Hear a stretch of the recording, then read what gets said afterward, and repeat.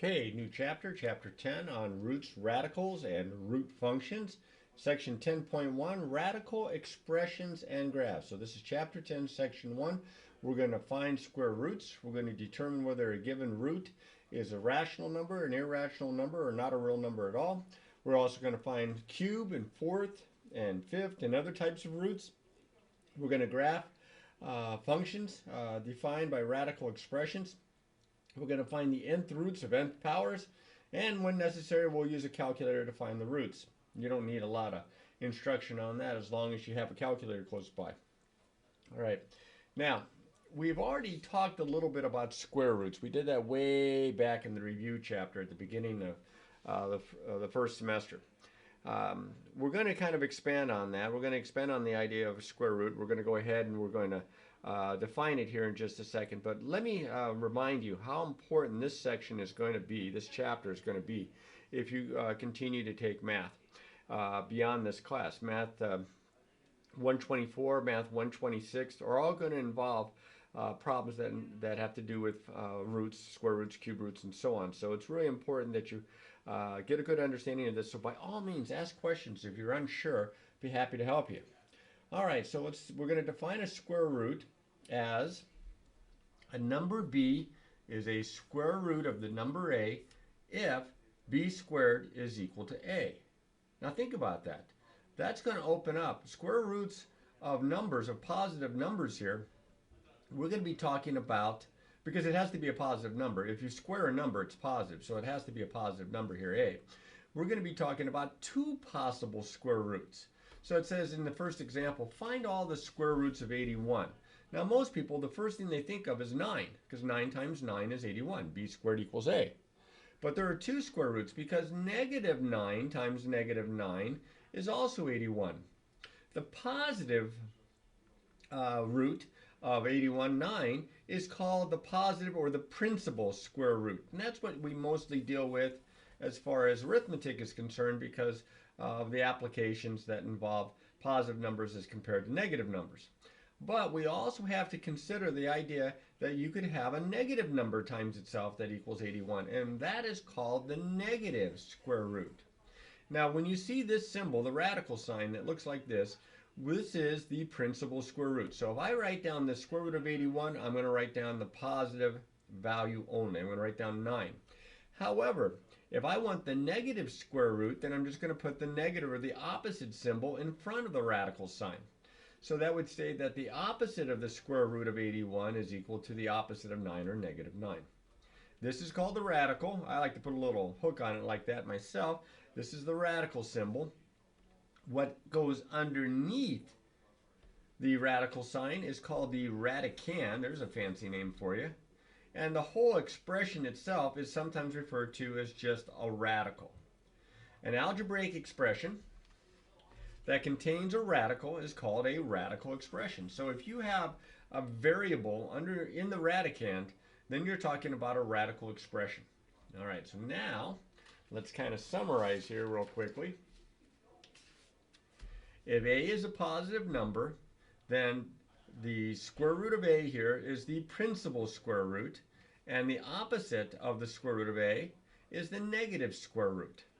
Okay, now let's consider a non-negative number a. So that means it could be 0 or it could be positive. If I take the square root of a times the square root of a, I get the square root of a that's squared. Well, when you square a square root, these are inverse operations. You just get the radicand. In this case, you get a, because a, remember, is non-negative. Now, if I have the opposite of the square root of a times the opposite of the square root of a, then I have the opposite of the square root of a squared. Well, negative times a negative is positive, and the square root of a squared is a.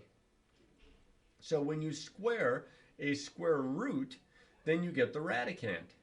Now be careful here, that also works, I have non-negative, but it also, works for the trivial one, that the square root of 0 is 0, because 0 squared is equal to 0. So now, let's find each one of these square roots.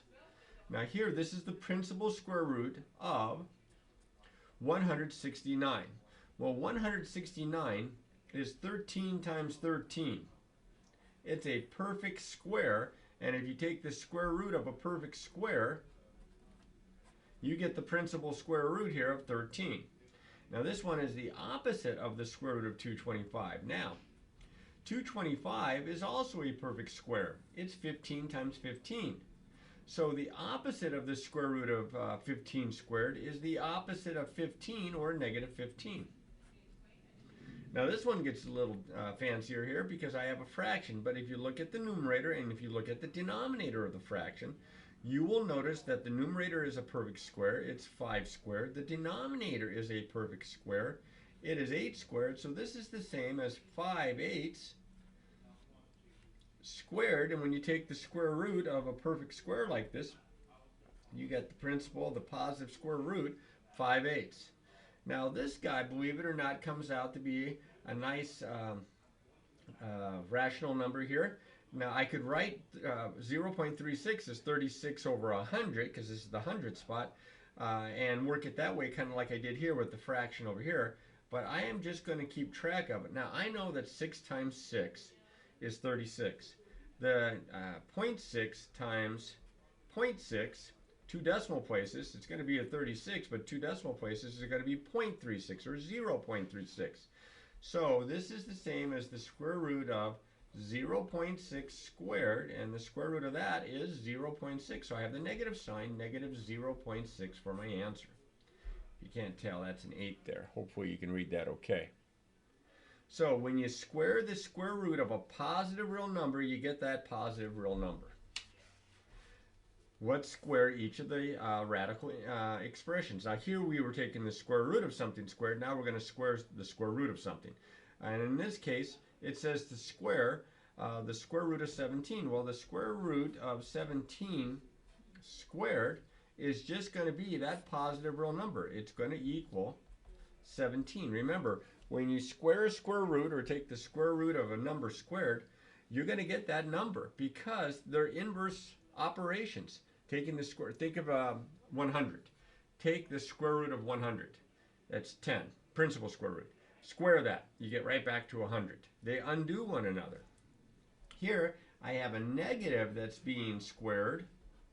So a negative times a negative is a positive, and that, well, this is not equals here.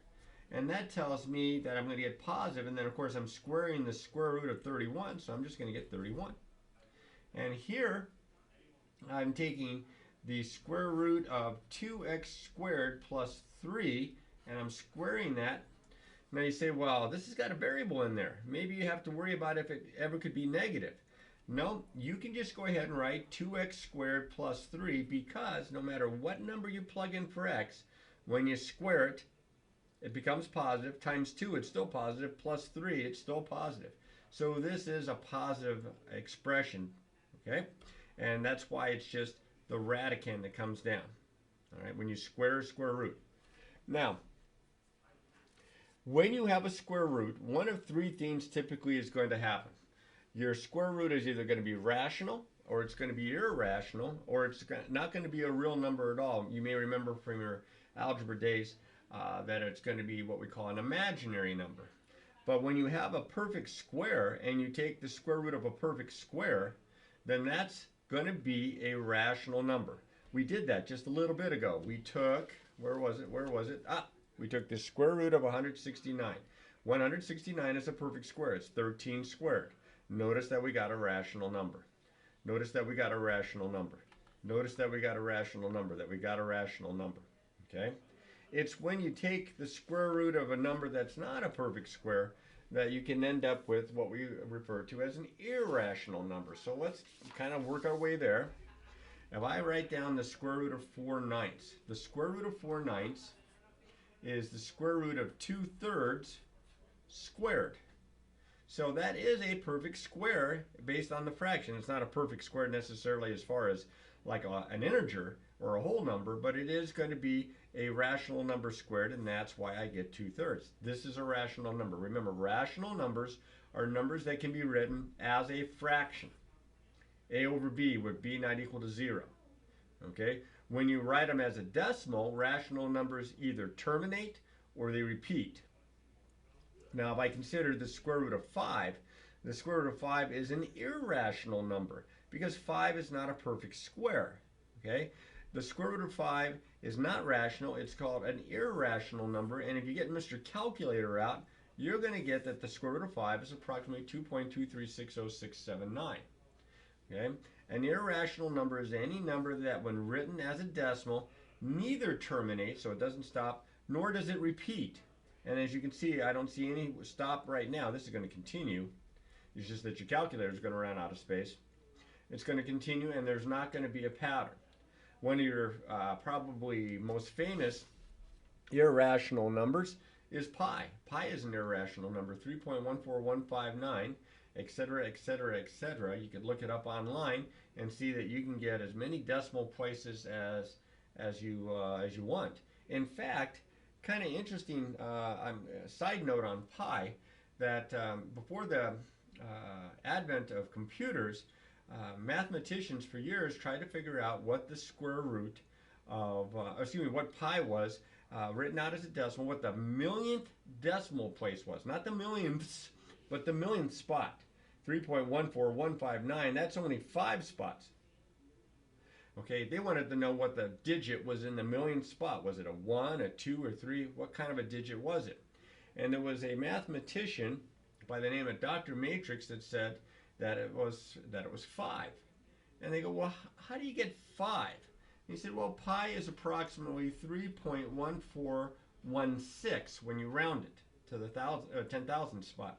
So he got a Bible, looked in the 3rd book of the Bible, the 14th chapter, the 16th verse, and in it is the number 7 is one of the words in the verse. And so he counted the 7th word, and the 7th word had 5 letters in it. So he knew it had to be right. And it turned out that in the early 60s, when they had a supercomputer that would have been about the size of the school, it turned out that the millionth decimal place was indeed a 5. So there's a little bit of trivia for you. All right, now, if a is not a perfect square, then the square root of a is irrational, like the square root of 5. That's not a perfect square. And if the number that's underneath the radical is not positive or 0, then it's not a real number, because there is no number times itself that gives you a negative number. A positive number times itself is positive, a negative number times itself is positive, and of course 0 times itself is 0. So there's no way that you can square a number and get -9. So we call this not real, or also, as you're going to see later on in this chapter, we're going to call that an imaginary number. Now you can have the opposite of the square root of 9. That's okay, because the square root of 9 is 3, and the opposite of that would be -3. But you can't have a negative number as a radicand, okay, underneath a square root. So now, here are 3 examples. Tell me whether or not they're rational, irrational, or not a real number. Well, 27 is not a perfect square. And since it's not a perfect square and we're taking the square root of it, we're going to get an irrational. Now 36 is a perfect square, and we're taking the square root of 36. That's 6 times 6 is 36, so this is rational. And here I have the square root of a negative number, so this is not a real number. Okay? Now most of the stuff that we have to do has to do with square roots, but you can have other kinds of roots, as I'm going to show you here next. This is a powerful section here. Hang in there. And this is what I was mentioning about pi. Pi is also considered an irrational number. All right, now when finding the square root of a number, it's kind of the inverse of squaring the number. Okay?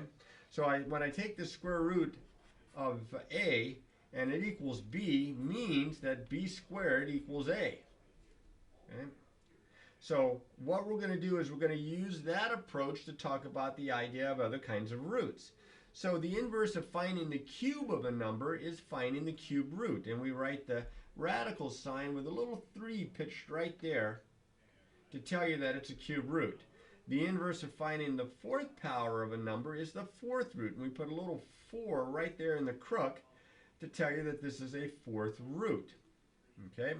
Now, here, the cube root of a is equal to b if and only if b to the 3rd power is equal to a. Here, this is equal to b if b to the 4th power is equal to a. Now, in this case, it's a little bit more general, the inverse of finding the nth power of a number is to find the nth root. And again, notice the little n right here in the crook of the radical. Okay, this is the nth root, and what this means is that this is equal to b. It implies that b to the nth power is equal to a. Well, I have that written right here, as a matter of fact. Now, this little number that's in the crook, whether it's an n or a 4 or a 3, that's called the index of the radical. So a square root would have a 2 there, except that square roots are so much more common than cube roots or fourth roots or fifth roots. They pretty much just say, if you don't see a number right in that little crook of the spot there on the radical sign, then you have to understand that it's a 2 and that it's a square root. Okay? So square roots are the most commonly used. We don't put the index down. We assume that it's 2. That's what I'm showing you here. Kind of repeating myself. All right. Now, I want to find each of these cube roots. Now, remember, this is not what times itself equals this number. It's what times itself again. I have to find a number that, when it's cubed, gives me, in this case, for part A, 343. Now, most of you guys know your perfect square is pretty decent. Probably up to about 144, 169, 196, somewhere in there. But perfect cubes, maybe not so much. 2 times 2 times 2 is 8. 3 times 3 times 3 is 27. 4 times 4 times 4 is 64. 5 times 5 times 5 is 125. 6 times 6 times 6 is 216. Well, as it turns out, 7 times 7 times 7 is 343. So the cube root of 343, this is the cube root of 7 cubed, this is equal to 7. Now, you don't have to write this down. I'm just emphasizing it. You can go from here to here. Now, look here. This says the cube root of negative 1,000. So you might be thinking, well, you can't take the square root of a negative. It's not a real number. Well, when you cube a number and you cube a negative number, you get a negative number. A negative times a negative times a negative is negative. And as it turns out, the cube root of negative 1,000 is the same as the cube root of negative 10 cubed, because negative 10 times negative 10 times negative 10 is negative 1,000. So this is equal to negative 10. So unlike a square root, if the index is an odd number, you can take an odd root of a negative number. Now here we go. This is a much simpler one. The cube root of 27, I already mentioned this before, is the same as the cube root of 3 times 3 times 3, 3 cubed, which is 3. So cube roots, probably you will see those a lot more than fourth or fifth roots, but you know, you have to expand your horizons a little bit here. Just remember that when you have a cube root or any other odd index root, that you only have one odd numbered root. It's not like you get one that's positive and one that's negative, or like an even root, like a square root, and that you can take the odd numbered root, an odd indexed root of a negative number, and you can get a real number. So in this case, here we have a variety of cube roots, fourth roots, and fifth roots. Let's start with A here. The fourth root of 81. Now, there's no negative sign in front, so this is the principal fourth root. And I say it's the principal because my index is even. Square roots, fourth roots, sixth roots, eighth roots, you have to consider one that might be positive, one that might be negative. If they want the negative, they'll put it out in front. So this is, okay, what number times itself, times itself, times itself, 4 factors of it is equal to 81? Well, the fourth root of 3 to the fourth. 3 times 3 is 9, times 3 is 27, times 3 is 81. So this is equal to 3. Part B here. This is the opposite of the fourth root of 81. Now we know that this part right here, we just figured it out, was 3. So this is negative 3. And then you've got the fourth root of negative 81. Well, that's a problem because it's an even index and it's a negative radicand. Those do not go well together. This is an imaginary number, so what we're going to do is we're just going to write down not a real number. Now, if this had been an odd index, then we could get away with that. In part D, I have the cube root of 64. Well, 64 is 4 times 4 times 4. So this is 4 cubed. So the cube root of 4 cubed is 4. In part E, I have the cube root of negative 64. Well, it's an odd index, so we can get away with a negative radicand. This is negative 4 times negative 4 times negative 4. So the cube root of negative 4 cubed is negative 4. And then in part F, they try to get really fancy. They put a negative in front of the cube root of negative 64. Now, I just figured this out right here. So ignore this sign here. I'll cover it up. This part right here is negative 4. So this is equal to the opposite of negative 4. Well, that's positive 4. So it kind of fakes you out a little bit because you see that negative out in front of the radical, this cube root here, and you think, oh, it's going to be negative. Well, you're taking the opposite of a negative number, and that's a positive number. That's why a lot of times I don't say negative the cube root. I'll say the opposite of the cube root. For part G here, it's a fifth root of 243. So you got to kind of think, well, since it's the first fifth root we've come across, it probably comes out even. Well, as it turns out, it does. 3 times 3 times 3 times 3 times 3 is 243. Now, how did I know that? Well, I do a lot of this, so I have a tendency to remember these kinds of numbers. This is the fifth root of 3 to the fifth, which is just positive 3. But then the last part here, the fifth root, part H here, of negative 243, I have an odd index, so I can get away with that. So this is the fifth root of negative 3 to the fifth power, and this is going to be negative 3. So it takes some practice to get good at this. Lots of different kinds of things they can throw at you when you go a step above just square roots anymore. Now, we're going to consider briefly the graphs of radical expressions or radical functions. We have f of x is equal to the square root of x. We have g of x is equal to the cube root of x. We have h of x is equal to the fourth root of x, and so on. We're going to start by looking at first the square root, then the cube root, and we'll also consider some transformations that might occur.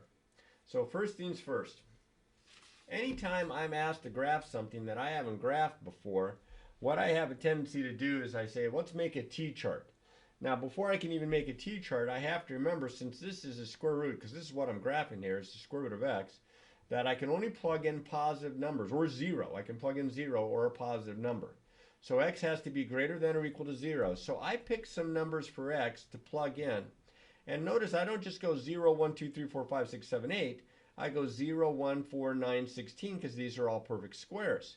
So that when I plug these numbers into here one at a time and take the square root, I get nice, neat integers.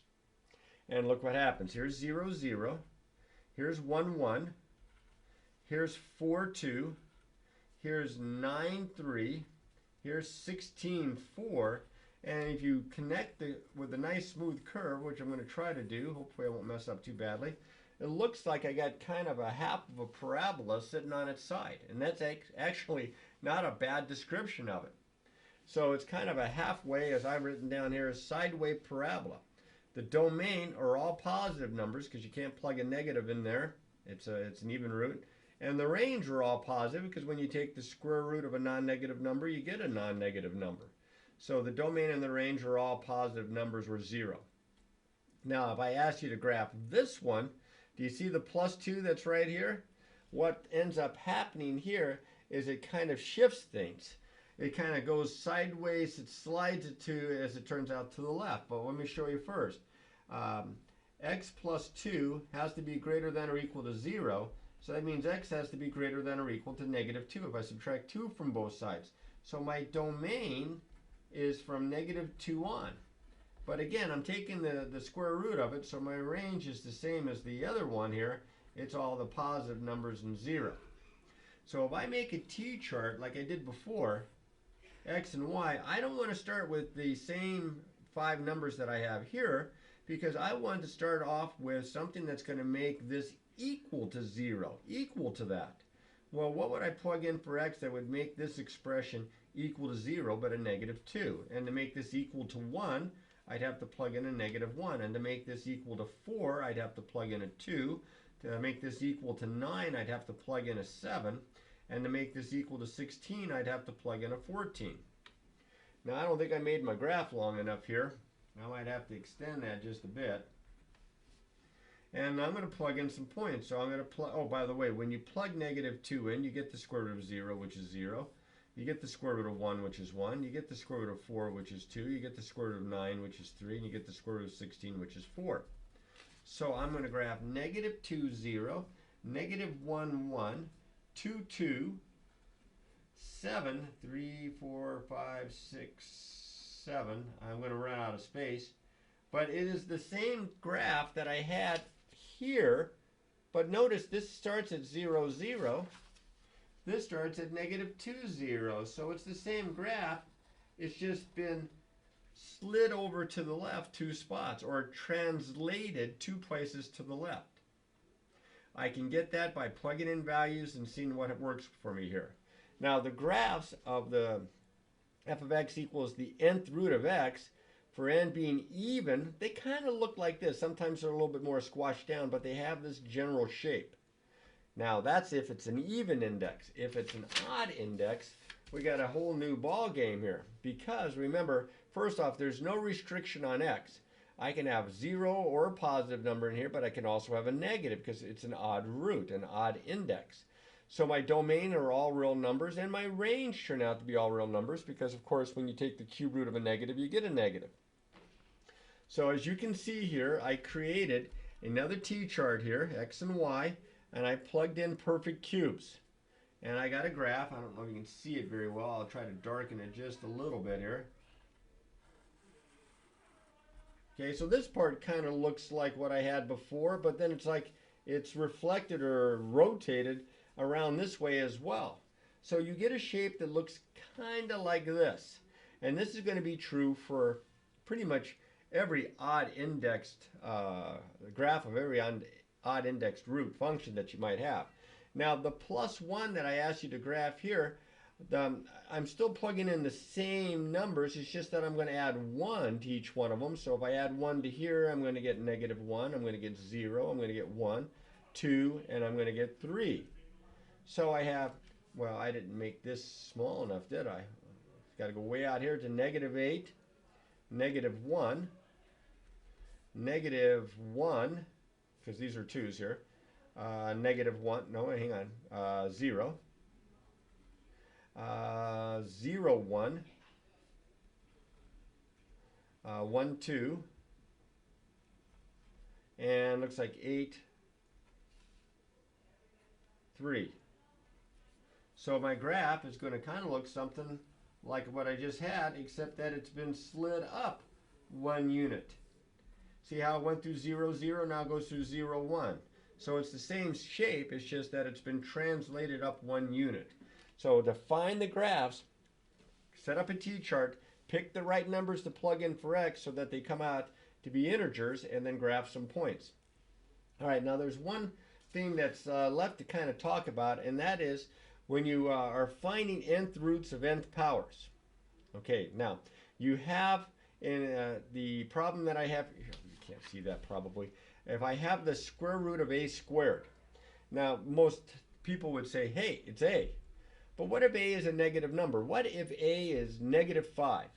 -5 times -5 is 25. The square root of 25 is 5, not -5. So it's not always equal to the exact value of a. It depends on what you're plugging in for it. Now when we square it, no matter if it's positive or negative, it's going to be positive. Where's 0? And then you take the square root of it, and that's going to be a real number. But we have to be careful with the sign on the even roots, like the square root. So like here, if a is 5, I get the square root of 5 squared, which is 20, the square root of 25, which is 5. And if a is -5, I get the square root of 25, which is still 5. So it's not just equal to a, it's equal to the absolute value of a. The square root of a variable squared is equal to the absolute value of that variable. So in this case here, it says find each square root. Now remember this. This would be the square root of 11 squared. This would be equal to 11. This because the absolute value of 11 is equal to 11. I'm sorry, I kind of should put that step in here. Here, this is equal to the absolute value of negative 11, which is still 11. Here, this is equal to the absolute value of z, which I don't know what z is, so I can't drop the radical sign or the absolute value sign. But here I have the absolute value of the opposite of z. Now you may remember that the absolute value of the opposite of z is the same as the absolute value of z. So you could have either form, although that's a little bit nicer. It's simpler looking. So if you have an even positive integer in there for your index, and you're raising a to the nth power, you have to put the absolute value bars around it. If it simplifies, great. But if it's an odd index, not so much to worry about. You're going to just get whatever it is because you can have a negative number underneath the radical sign if the index is odd. So let's go to here. We got a couple of examples. I have the fourth root of negative 5 to the fourth. Well, that's this guy right here. So for part A, this is equal to the absolute value of negative 5, which is 5. For part B here, I have an odd index, and it's a negative number that's being cubed, so this is equal to negative 9. Here I'm back to an even, so I would have the absolute value here of negative 10, and there's a negative sign out in front, so that would be the opposite of the absolute value of negative 10, which is the opposite of the 10, which is negative 10. Kind of confusing here. It gets worse sometimes here, but here I have another even index. So this is part D here. So this is going to be what being raised m to the 8th power. Now these are not matching. So unlike the first three. However, would you agree that I can write this as the fourth root of m squared to the 4th power? Power to a power, you would multiply the exponents. That tells me that the fourth root of m squared to the 4th is going to be the absolute value of m squared. But you say to yourself, at least maybe you say to yourself, maybe you're babbling incoherently by now, m to the 2nd power can't be negative. I don't need the absolute value bars because it's an even power. So I can just write this as the opposite of m squared.